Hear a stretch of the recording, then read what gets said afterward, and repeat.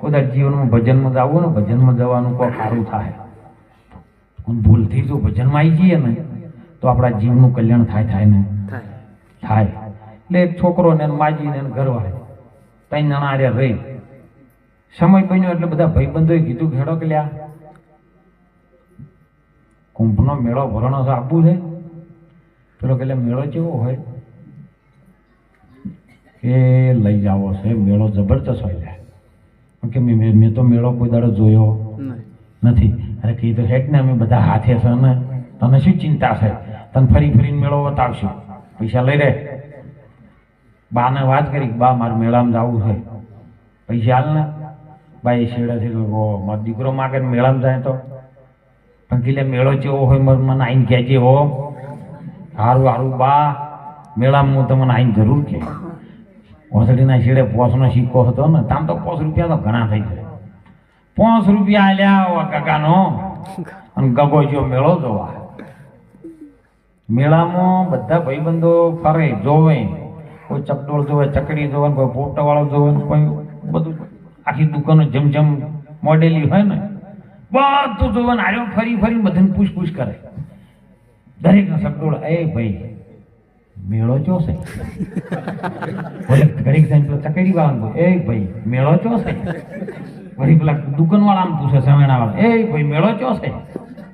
એમ કરતો કરતો કરતો ફરે તેને પૂછે તેને એમ કરતા કરતા એક મોટો દર્પણ વાળો વેપારી બેઠેલો દર્પણ લઈને દર્પણનો ધંધો કરવા મેળામાં આવેલો અને આ દર્પણ હોમે તેનું ભોર્યો. એટલે એ ભાઈ મેળો ચો છે.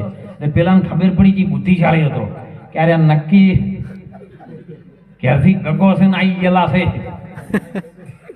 મને મેળાને ખબર નહીં. એટલે મેળો તો આવ્યો જો છે કે હોમ મળ્યો છું એટલે મને દર્પણમાં તાચ્યો ને એટલે એના જ જેવો દર્પણમાં આવ્યો. ઓહો આટલા ઘણી ખરાબ તો મેળો મારા જેવો જ છે. આ મેળો મારા જેવો હતો, હું તો ખોટું પૂછતો હતો. એટલે કે આ મેળો આલુ હશે કે આલુ ખરા પણ 5 રૂપિયા થાય કે લ્યો 5 રૂપિયા લઈને આવ્યા હતા ભાઈ હાલ દીધા. દર્પણ લઈને આવતો આમ જોવે ને વાહ મેળા વાહ ચારનો ગોતતો તો ભલા તું મારા જેવો તો મને જડતો નતો. એકલો એકલો આમ ચાદર માં ઓઢાડી દે પાછો વળી ગોત ને કરી વાહ મેળા વાહ.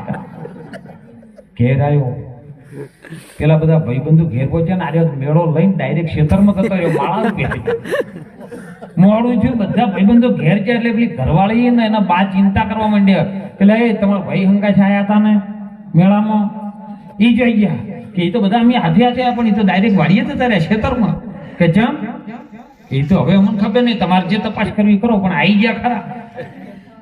કે આખા મેળામાં આ 5 રૂપિયાનો બચારો કદાચ હશે. એની બાએ કીધું છોકરો ભૂખે થયો છે, લે રોટલો લઈ ટિફિન ભરી અને તું આવતા ચોકણ માળે આ તો ટિફિન બધું લઈ અને જતી હતી. એક ખેતરમાં થોડુંક શેઠું રહે ને પેલો તો બેઠેલો માળા પેલો ચાદરો માખી કરે દર્પણમાં તાક વાહ મેળા ના આનંદ આનંદ. એટલે પેલીની નજર પડી ગાયો કોક મેળામાંથી લાયો છે. એટલે પેલી આવતી હતી ને એટલે પેલા ચાદરમાં બધું હંતાક દીધું. પેલી આઈને પૂછ્યું કે તમે મેળામાં ગયા હતા કે હોય શું લાયા કે મેળો લાયો ચોસે કે બતાવવા જેવો નહીં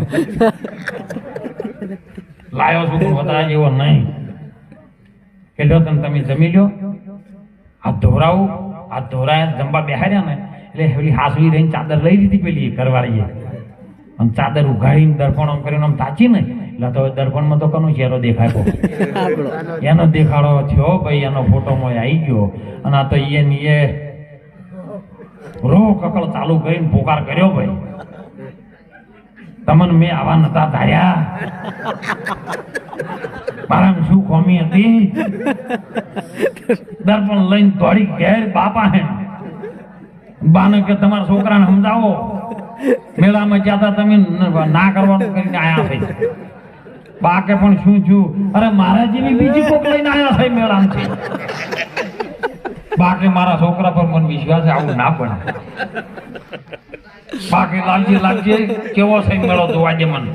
હવે બાએ જીવનમાં કોઈ દાડો જેલો નહીં જોય અને દર્પણ જોયું ને બાએ એટલે બાએ હોમણ ને હાકો નાખ્યો.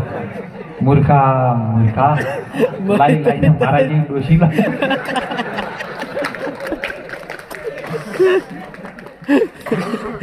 દ્રષ્ટાંતથી સિદ્ધાંતિ કહેવા માંગે છે કે મળ્યાશું તો મળશું, આ માનવ તણાશે મેળા.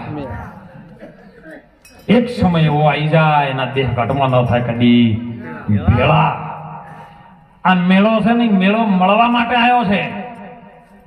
માણસનો આપણને જન્મ મળ્યો છે અને સદગુરુ એક આઈનો છે, દર્પણ છે, તમને સાચે સાચું બચાવે છે કે તમે આ છો, તમે આ શરીર નથી. શરીરને ચલાવવા વાળા અલગ ધણી, તમે કઈક જુદા છો. એ પરિભ્રમ નારાયણ, તમે પૂર્ણ આત્મા જ છો, બીજો કોઈ છે તારામાં કશું આઘું પાછું થતું નથી. આ તો આઘું પાછું થાય છે એ ગુજરી મેળામ થાય છે. મેળો હવારે જોમે ને હોદના ઉલી જાય, એવું છે આ જગત. અને એટલે કીધું સંતે ભોજા ભગતે કે પ્રાણિયા ભજીલે ને કીર્તાર, એ આ તો બધું સપનું છે સંસાર.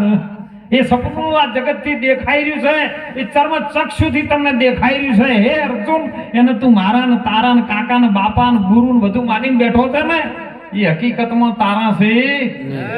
એ તો બધા ઘાટે ઘાટે આયા છે એક પોણી પીવા માટે. પણ ઘાટ વેરાઈ જાય તાણે ઘાટ ના દર્શન તને સદગુરુ પરમાત્મા કોઈ તત્વજ્ઞાની સંત જય કરાવશે. મારા સ્વરૂપનું તને દર્શન કરવું હોય તો તારે સદગુરુ પાસે જવું પડે ને. એ સદગુરુ તારો ઉદ્ધાર કરે, બીજો વિશ્વમાં કોઈ કરી શકે એવો. કારણ કે મને જયારે જરૂર પડી હતી ને, ત્યારે હું દુર્વાસા મુનિ જયારે પાસે ગયો હતો. મને શાંતિપુરની ઋષિના આશ્રમની અંદર અસ્ત્ર વિદ્યા, શસ્ત્ર વિદ્યા, જ્ઞાન વિદ્યા બધું મળ્યું, પણ મારી આત્માનું જે જ્ઞાન હતું ને મને ઋષિ મુનિ દુર્વાસાએ કરેલો છે. જે રામ આપણી વચ્ચે આ જેના નામનો ભજન થાય, જેના નામના જયગાદ થાય ને, એ રામે કીધું કે હે પ્રભુ, હે ગુરુ વશિષ્ઠ, તમે મને આ રામ કેવો છે એ સમજાવો. ત્યારે ગુરુ વશિષ્ઠે કીધું કે હે રામ, આ પૃથ્વી પર ઘણાય રામ આયા ને ઘણાય ગયા છે, પણ જે રઘુકુળની રીત છે ને એ કેવી છે? રઘુકુળ રીત સદા ચલી આવી, પ્રાણ જાય પણ વચન ના જાય. એ ધર્મને તમે સંભાળી લ્યો અને તમારે જે કરવું હોય. ના, હકીકતમાં દેહ છે ને એ રામ નથી, અને એ આ દેહ વશિષ્ઠનો છે, એ વશિષ્ઠ નથી. આ તો બધું જ્ઞાનીની નજરમાં જગત એવું રામ નથી. તમારે જે લીલા કરવા આયા હોય ને નારાયણ કરી લ્યો બસ. અને સાહેબ ત્યારે રામે કીધું કે હે વિશ્વામિત્રએ મને શસ્ત્ર જ્ઞાન ને અસ્ત્ર જ્ઞાન આપ્યું.